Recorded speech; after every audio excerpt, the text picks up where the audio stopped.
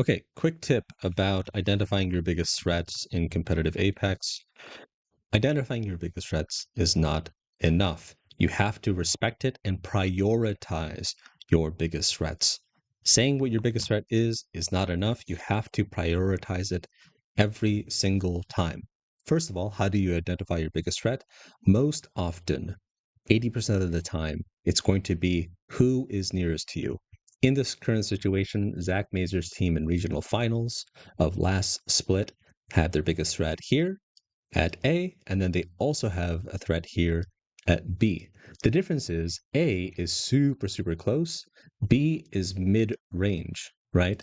So you're going to hear Zach identify the biggest threat soon, but they do not prioritize it. So this is actually an exception.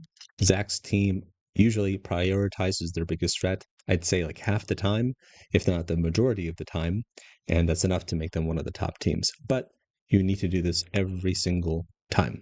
Of course, there are exceptions. Let's listen to this. Looking, it's a raid. Okay. Our biggest threat, I think, is this team. Great. So you hear him identify their biggest threat. So a little bit later, though, it's still their biggest threat, but you see them make the mistake of not prioritizing them as their biggest threat.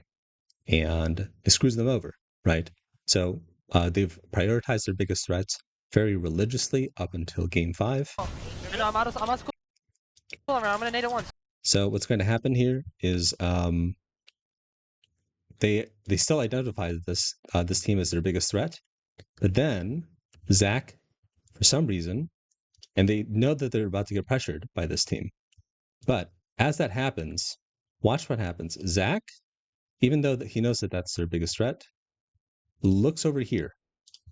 This team over at B versus A is mid-range. He's looking for information and possibly picks. He gets distracted. He keeps his eye off the ball. This is mid-range. Even if he gets a knock, he does not get anything out of it. Plus, the risk of not looking at A is over, the possible prospect of getting a knock at B is not worth it. Here, he's looking at B. Hopefully he gets information. He thinks he's safe, but he just needs to keep his eye on the ball, prioritize this. And this isn't just Zach. This is not an IGL responsibility. This is a team responsibility. So I just wanted to point this out. Hopefully that helps some of you.